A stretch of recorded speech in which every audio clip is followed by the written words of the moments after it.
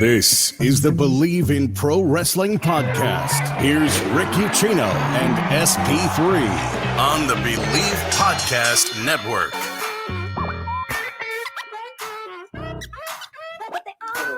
Oh, and we are not alone, because this is our special WrestleMania Backlash prediction show. Huge, major card with lots of implications going down Sunday night in Providence, Rhode Island.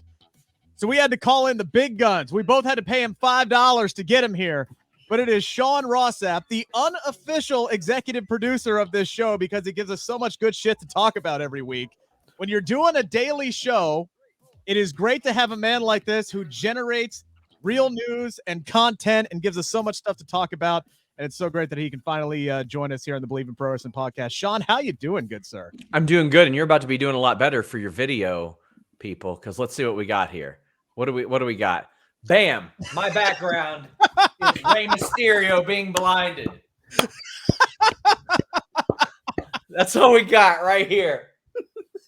He's going to join the House of Black soon. I'm going to need $5 from every one of you right now. That's how it works out. Oh, God, good stuff. If you guys don't subscribe to Fightful Select, do it. Always great daily stuff coming out from Sean Ross Sapp. So appreciate you taking time out of your busy schedule and your new nightlife schedule and everything going on for you to join us. Lots of big doings in Lexington, Kentucky. And SP3 joining us from the UK here today. I know you're very excited to break this down, and I know you're excited for another edition. Does Sean Ross Sapp believe that he can beat SP3 in Trivia Challenge? I know you're ready to go. You're on a two trivia matchup winning streak there, SP3, including a big win over Renee Paquette last time around. Ooh. I held that like a badge of honor. I told my wife I wanted to frame it.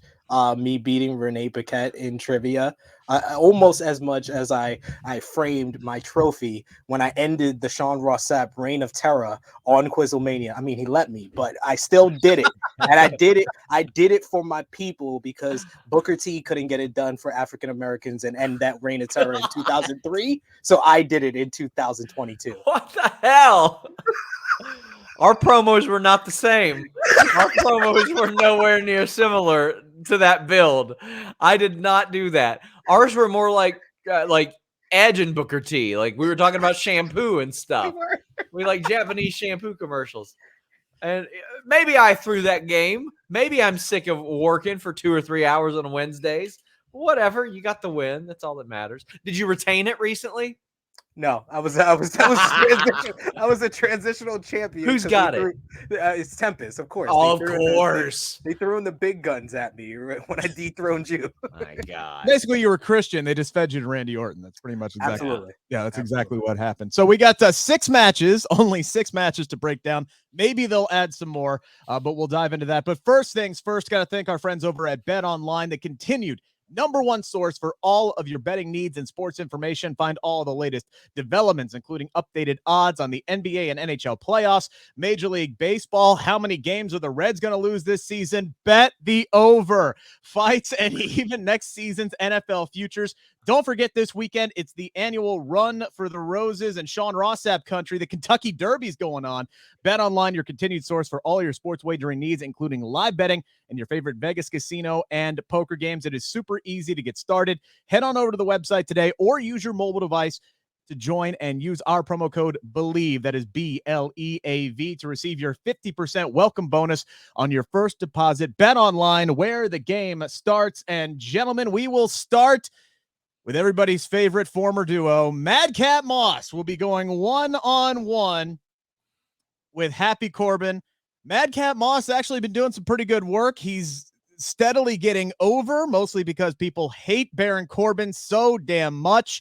Sean, we will start with you. How do you see this one shaking down? If Madcap Moss loses this match, it's promotional malpractice. That being said, he might lose this match, and then they'll just have him win on SmackDown.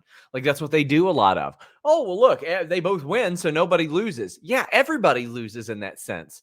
I know Paul Heyman had a lot of belief in Madcap Moss a couple years ago when he was sort of at the helm and all that.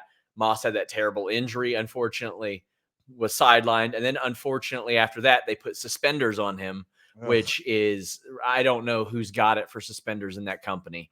I don't know whose idea. Like Andrade, let's throw him on there. Moss, let's throw him on there. Get the suspenders. Nobody wears them. It's a terrible idea in the ring. I guarantee you, the time that one person gets hit by one of those metal clasps in the eye, no more suspenders. Guaranteed. It's like, wear a belt, bro. He does. He wears a belt and suspenders. It's doubly stupid. Oh, yeah, Madcap Moss should win this without a doubt.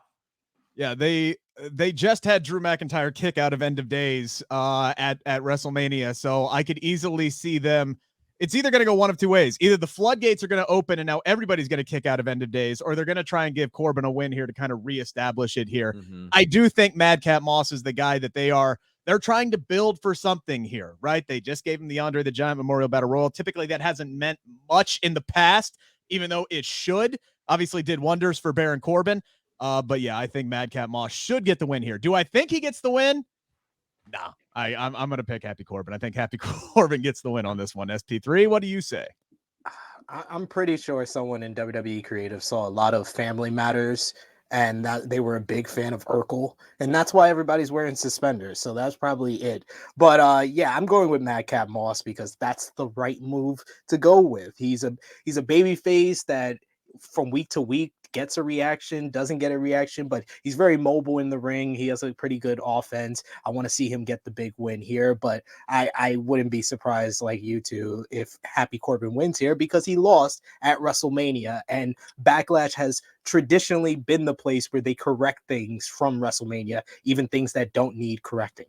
Yeah, and this is a card that is chock full of 66% rematches, and then one match that should have a lot of stakes but has no stakes, and we'll definitely dive into that. But yeah, it should be Madcap, but I got a feeling they have Corbin lose a lot, and I think they'll probably give him this one, and then as Sean alluded to, Madcap will probably get one back on SmackDown, and that'll be it because 50-50 booking works very, very well.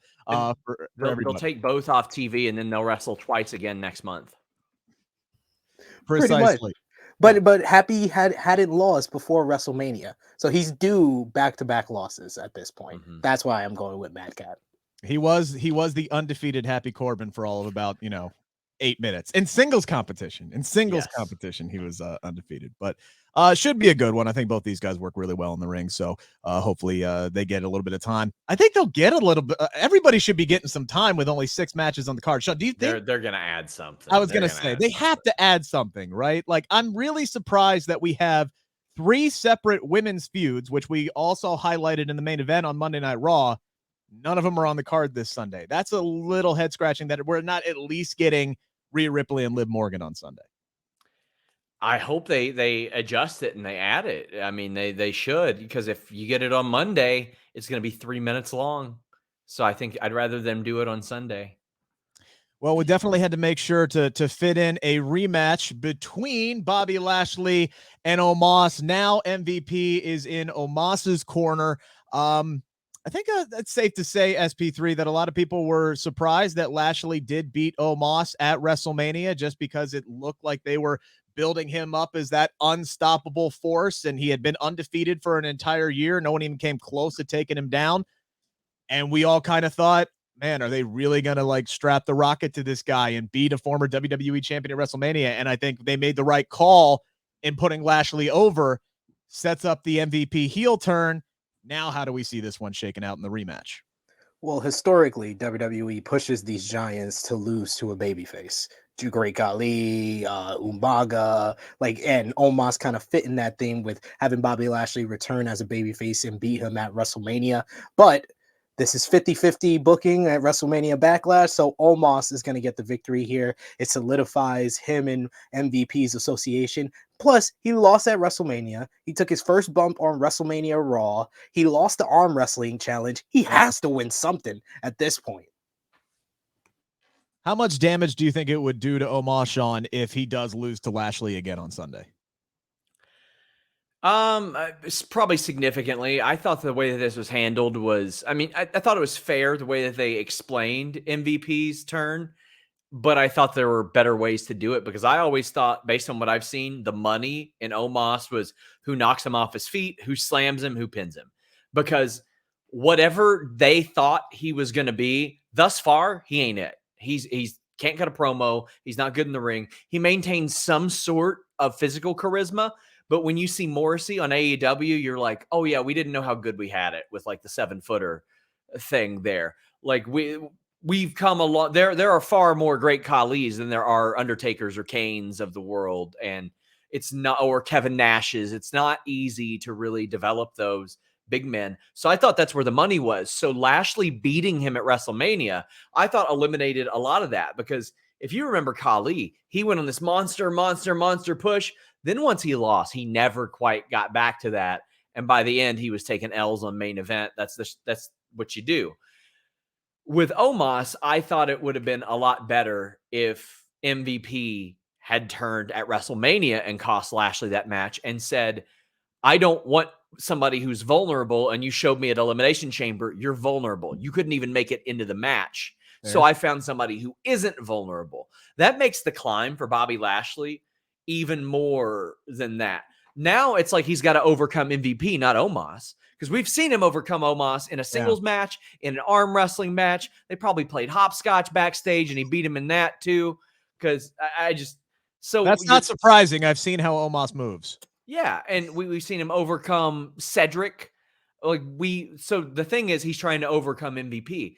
I feel like the story after a year should have been beat this guy that's never been beaten, never been slammed, never been taken off of his feet, and they blew 2 out of those 3 things before MVP ever showed up. So I don't know. I don't feel like MVP adds that much to somebody, or else Cedric and Shelton would still be doing great, and they would have never split up to begin with. So can't sell me on that one.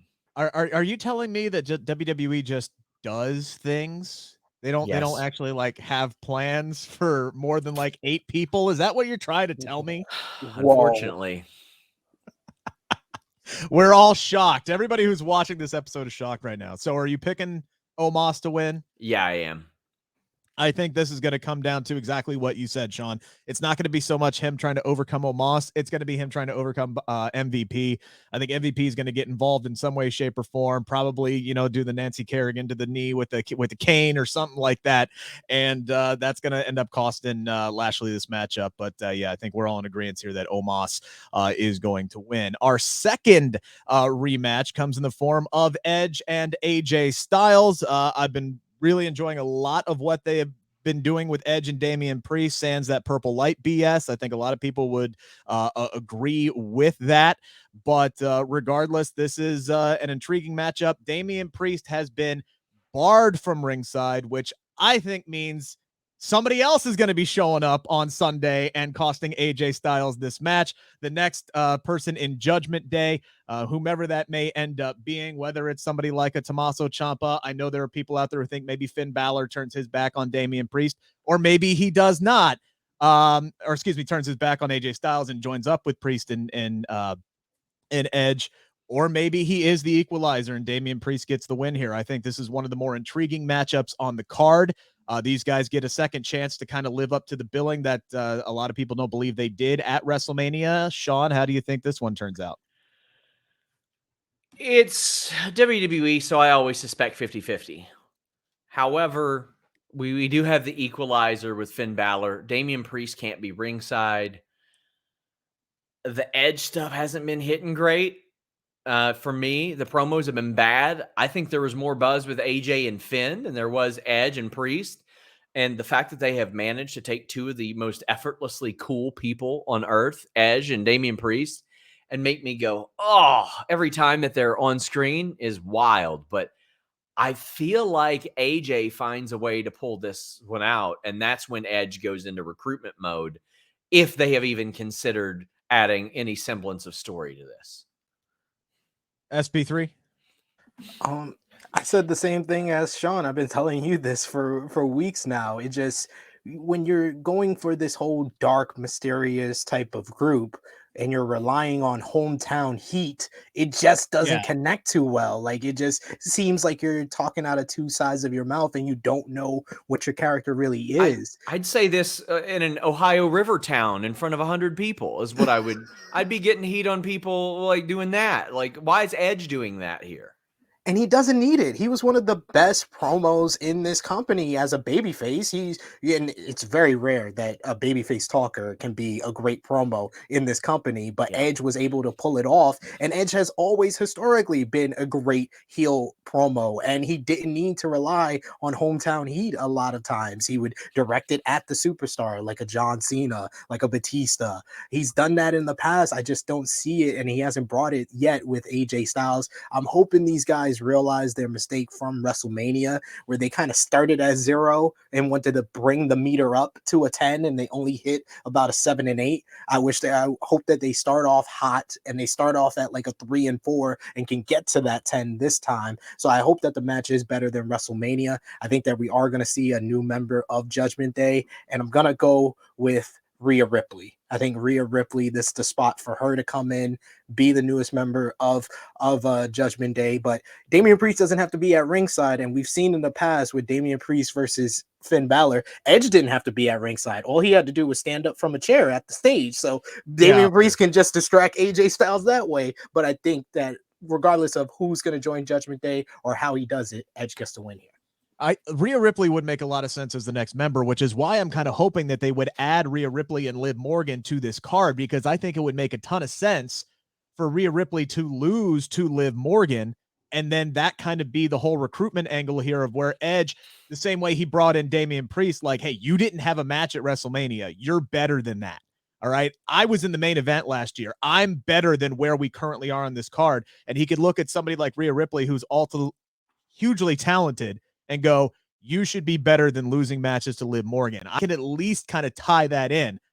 But with her not being on this card, at least not as of this recording, I don't know if it is going to be Rhea Ripley, which is why I think maybe they do bring in somebody like a Finn Balor. I think that makes the most sense, because Tommaso Ciampa is the other name that's been thrown out there, or excuse me, Ciampa is the guy that's been thrown out there the most, and he's doing his own thing with Mustafa Ali right now, and he's still working babyface on Main Event, so I don't know what the hell they're doing with him, and I don't think he knows what the hell they're doing with him right now. So if it's going to be anybody that's going to be turning on Sunday, I think it is going to be Finn Balor.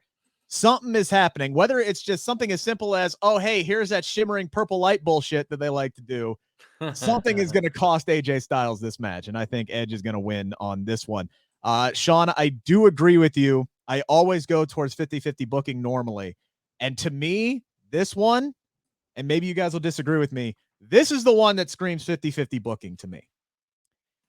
And I know a lot of people are hoping and praying, and I know SP3 and I, we've talked about this one ad nauseum, that Cody Rhodes should win Money in the Bank and challenge Roman Reigns to a match at SummerSlam, and he should probably be the guy that ends Roman Reigns at this point 700-day reign as WWE Universal Champion. But I look at the fact that SummerSlam is in Nashville, which is Drew McIntyre's home here, and then they have the big UK show about a month later. I think Drew McIntyre is going to be the guy who's playing the huge major role in the WWE title picture scene this summer, which, by the way, this came out yesterday. You can check out my exclusive interview with Drew McIntyre here on the Believe in Pro Wrestling podcast. He never does interviews. I know. It was such a huge get. It was such a huge get.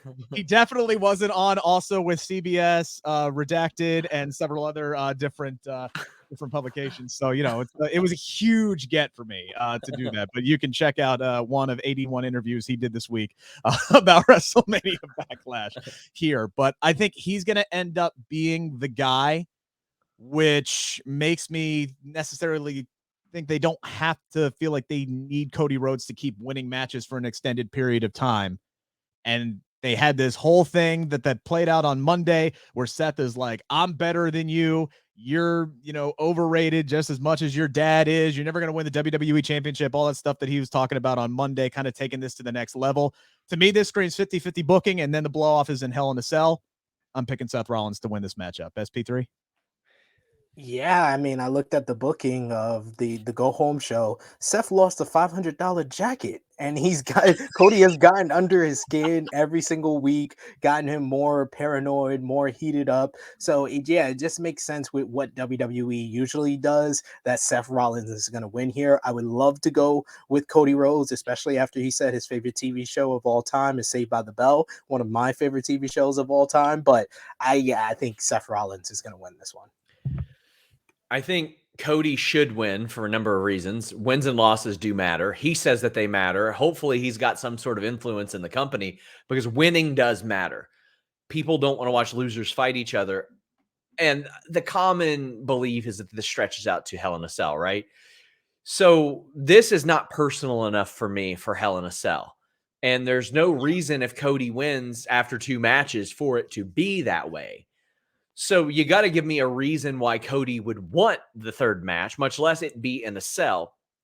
So Rollins loses. He gets desperate. He does something aberrant. He went beyond and like mentioning Dusty. Like bring up Dusty, bring up Dustin, bring up Brandy, bring up the whole family. Give Cody a reason why he should want you in Hell in a Cell. And then Cody should win then too.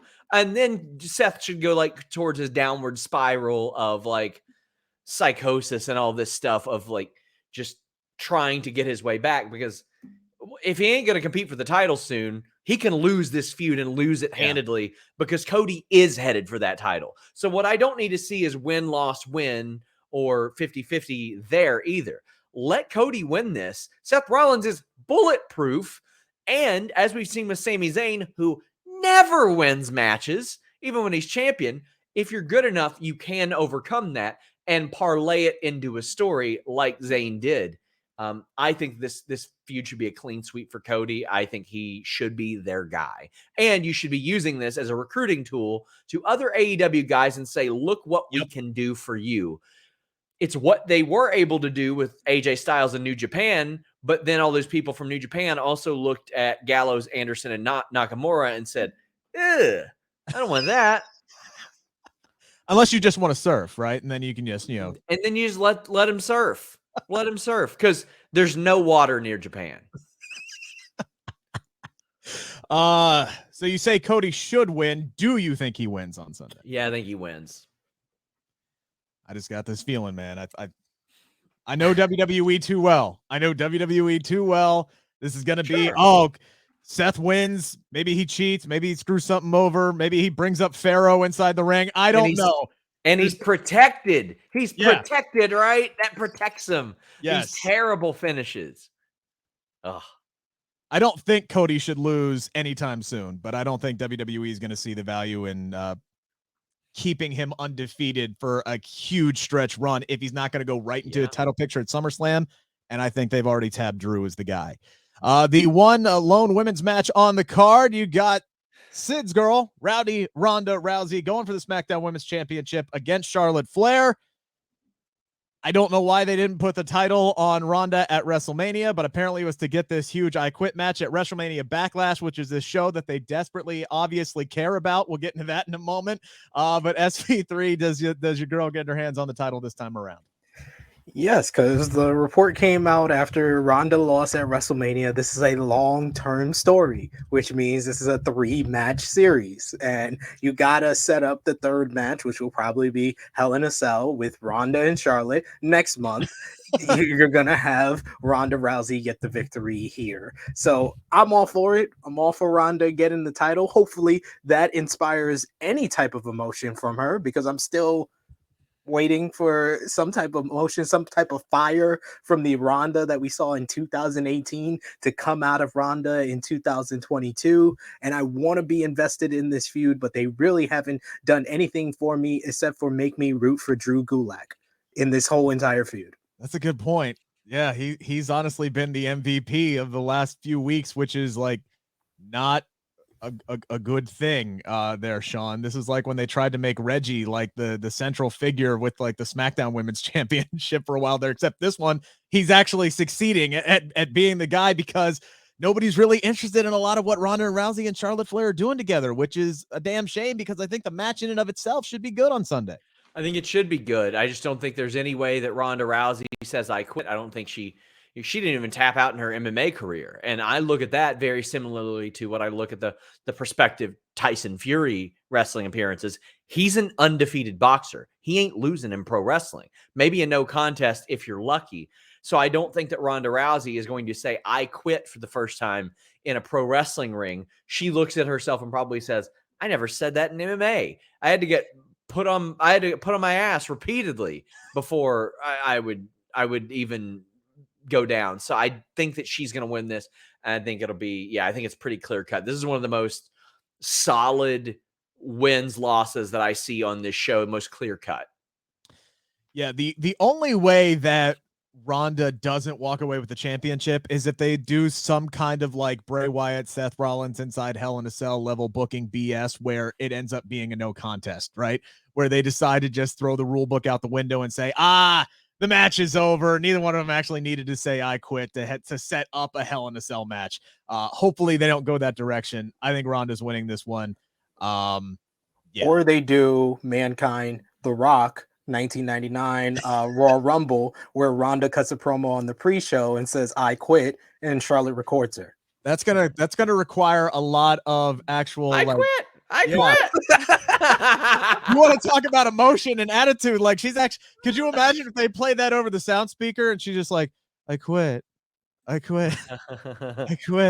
Yeah, that'll work out. That'll go over really well. We're getting a new SmackDown Women's Champion on Sunday. And now finally, the match that we should be, excited about, that huge title unification match that a lot of people were invested in, that WWE spent weeks building up, and then scrapped it for the last minute because this show wasn't important enough to put a world title match on, and they want to save Drew McIntyre and Roman Reigns for a show that actually matters.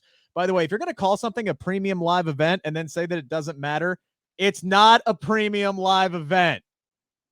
Yeah, I've had the weird mental gymnastics people will do. Oh, you got to save it for one of the stadium shows. No, this is the same pay-per-view that had The Rock and Austin on it. This is the same pay-per-view that had Benoit, Michaels, Triple H 2 on it. This has had a lot of really great world title matches on it. No, you're not going to tell me save it for. No, make this special. Make this good. Yes. Make your TV every week good. Make that important. Do that. It's as important as you tell me that it is. And right now you're telling me this isn't very important because this is a SmackDown main event. If we're lucky, this belongs on Saturday night's main event. That's what this belongs on. If this were 1990, I'd be looking forward to this match on Saturday night's main event. I'd say, man, this will be a banger on Saturday night's main event. And I'll watch it when I get home from doing some real stuff on the VCR. I'm not going to watch it live on pay-per-view. And that's what we got here. I think Drew wins by pinning an Uso. I've got less problems with tag champions taking pinfalls in singles or six-mans and stuff like that. But to me, right now, you do have a clear path of title challengers for Roman Reigns. Drew McIntyre has been winning. I love that. Cody Rhodes right now hasn't lost, so he's won. But you know what you do if you need a title match, but you don't want to do this one yet? Have a battle royal on Raw or SmackDown and say, here you go. And then I don't care. Have Nakamura win it. Or I was going to say that whole angle that they did with Nakamura that first week after, nobody remembers it anymore. It's like they just swept it under the damn rug. Or listen, for all I care, have Marco Stunt show up and Roman Reigns make sure he wins it. And then Roman Reigns kills him at the pay-per-view. And we go, oh, that son of a bitch. Look what he did. Look what he did. Yep. At least it's entertaining. It's like, give me something. You flew Ricochet to Saudi Arabia to get his freaking skull caved in by Brock Lesnar inside of 60 seconds. Yep. You can't take Shinsuke Nakamura to Providence, Rhode Island? Do they have beaches there? I have no idea. No, it's an island, right? I've been to Rhode Island. No, they don't. Let me see. Rhode Island beaches. I'm going to look this up. Beautiful beaches. Beautiful beaches. Newport Beach. Here's my big issue with this is the fact that we have 1, 2, 3, 4 major championships in WWE in this match, and none of them are on the line. This is a match that should have major stakes and that should actually matter, like the tag team title unification match was. This, to me, this should be the match tonight on SmackDown. The main event, go home on SmackDown and set up Roman Reigns versus if you didn't want to, again, if you didn't want to do Roman versus Drew, who cares? You could do Roman versus Shinsuke. Shinsuke could come out. He could give a Kinshasa to an Uso and cost him the damn match, and Roman could get all pissed off, and that could be your go home angle towards this match where we know Nakamura is going to get killed anyway. I don't know why you have to squash the match that everybody was invested in just to shoehorn McIntyre and Roman Reigns into this card. Make it better. Be better. That said, yes, I agree. McIntyre's going to claim more of the head off of one of the Usos, pin him, and win. SP3? Yeah, this is unanimous. We know what Uso is going to lose in this one. They're protecting RK Bro because they're a merch mover for them. They're protecting Drew McIntyre because he's going to be the first challenger for Roman Reigns. I'm hoping that happens at Hell in a Cell, or we're just going to have another premium live event that they tell us doesn't matter because Roman's not going to defend there. He's not only going to defend in the stadium shows because that's more important than any of these shows. And I agree with Sean 100%. This is the same show that they saved The Rock winning the WWF Championship back in 2000 when he was supposed to win at WrestleMania 2000, but they were too busy putting the McMahons in each corner. They saved Rock and Triple H for Backlash 2000. Still my favorite Backlash match of all time. They saved Randy Orton versus Cactus Jack when that feud was building for 6 months because they had to bring The Rock back at WrestleMania 20. And then we had that match at Backlash, and now we have a Backlash where they were building up this title unification match, which seemed everybody was invested in it. Would have been the first time tag team titles was in the main event of a pay-per-view since Charlotte Flair and Becky Lynch versus the Kabuki Warriors at TLC 2019. It would have been the first time the male tag team titles had been in the main event since TLC 2009 when D-Generation X beat Jericho. But no, we got to get Roman on the show. The show wasn't selling out. They got to sell tickets. Roman's on the show, and he's there for a loss. He's not going to take the loss. Of course, one of the Usos are. Hear me out. They should have just booked him to be on the show anyway because he's got both titles. Yeah. That's kind of a bold thing to do, is to put the belt on. That's something that they would do with Brock, is that they would put both belts on Brock, and then he would just disappear off TV from, like, Roman's on TV. He spends a majority of his time walking down to the ring, pointing to the air and saying, acknowledge me, and then going back to his really nice dressing room. That's basically what he's done, because it seemed pretty clear they didn't have a direct plan after he won the damn belts. Because if they did, they wouldn't have Shinsuke Nakamura showing up on the Friday after SmackDown and then disappearing. Last time we saw him was as one of the Lumberjacks in that match that actually worked, keeping Sami Zayn in the ring, except it didn't. But I digress. And they're running a 7,500 seat venue for Backlash. That's unreal to me. Raw used to do like 10, 11, 12,000. They're running, and I mean, tickets, they moved the tickets, so good for them. It's selling great, but 7,500? What the hell? What are we doing here? I mean, for Backlash. Yeah. And if you're not going to put in an effort to put the best show possible for those 7,500 people that bought the damn tickets, what are you doing? Yeah. And all I ask is that they make it make sense, because this whole thing with the title unification came from Roman himself. Yeah. And then Roman, that same Roman, ripped up the contract for that match and suggested a whole different match. It just, the whole story doesn't even make sense. So, yeah. I can kind of do some mental gymnastics around that, but it's not worth the effort to even try to do that. By the way, guys, so we got Backlash this weekend. We got Hell in a Cell after that. And then July 2nd, we have Money in the Bank in Las Vegas. Oh, by the way, if you're going to be in the area, we're giving away 2 tickets to Money in the Bank. All you have to do is go to my pinned tweet at Rick Ucchino. You'll see this exact little graphic there. Retweet it. Subscribe to the Believe in Pro Wrestling Podcast YouTube channel, and boom, you're done. You're entered. We're going to draw our winner out on June the 2nd, a full month out.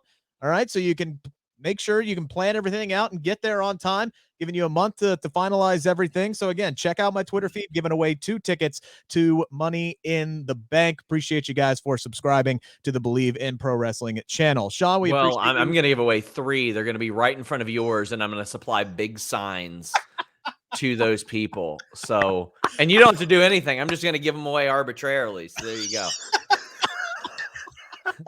It's nicely done. Oh, all right. Well, we can't let you go before we do Believe You Can Beat SP3 trivia Yeah, of challenge. course I can. Don't be ridiculous. This is Screw me. This It's is a gonna very screw me simple again. contest. All right. It's 3 rounds. The first 2 rounds are timed.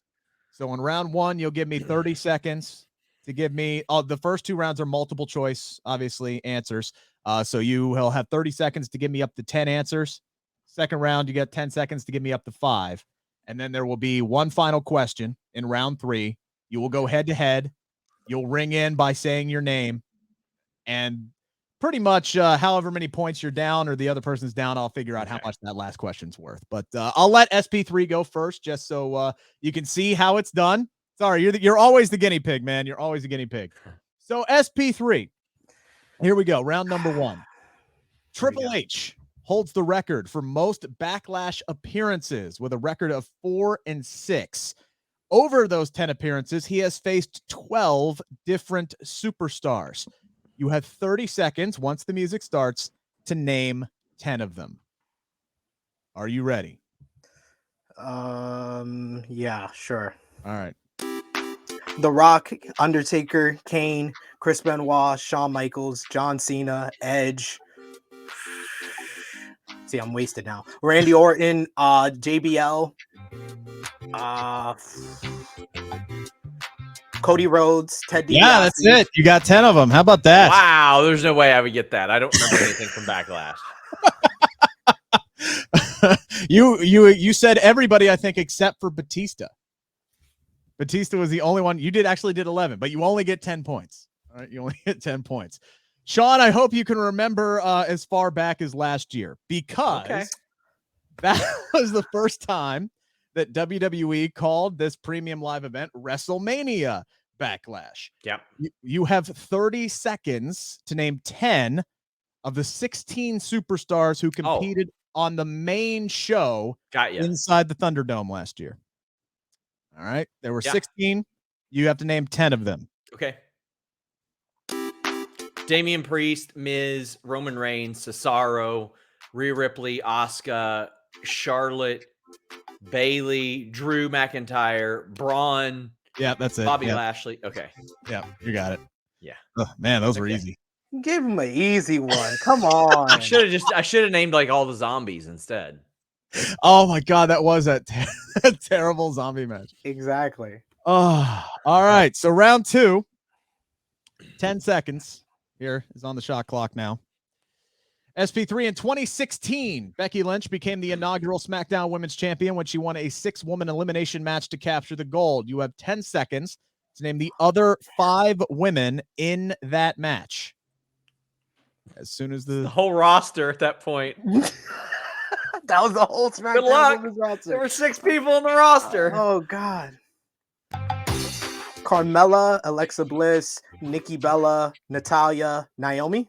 Yep. That's the roster. You just named the whole roster. There you go.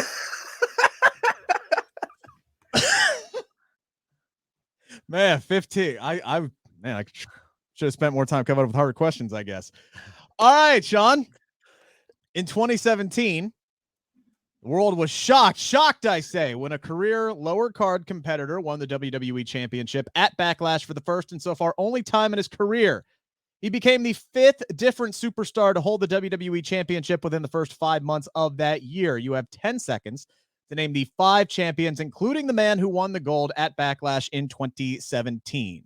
Okay, so it's WWE champions. Yes. In the first half of 2017. Yeah, the first 5 months. Okay. Actually, the first 4 months, basically. But yeah. Okay, cool. I know that by heart. Okay. All right. I can work in reverse. Yeah. All right. Here we go. Gender. Before that, it was Randy Orton. Before that, it was Bray Wyatt. Before that, it was Cena. Before that, it was AJ. Yep. There you go. All right. Dang. Could we give and then it went back to AJ after gender. Some questions out of this decade? Come on. What are we doing here? It is 15 all. That has never happened before. So yeah, it's winner take all on this one. I have a feeling though, judging by how you guys have been talking throughout this show, that this is going to be quick draw. All right. Okay. This one, I think you guys will know slam dunk. We shall see. If not, I have a tiebreaker question as well. So again, shout out your name. As soon as I finish the question, I have to finish the whole question. Oh, damn. The first Backlash took place in 1999 in Providence, Rhode Island, where this Sunday's event is going to be held. The main event was Stone Cold versus The Rock, battling it out for the WWF Championship in a no-holds-barred match. Who was the special guest referee? SP3. Sean. SP3 got it. The answer? Shane McMahon.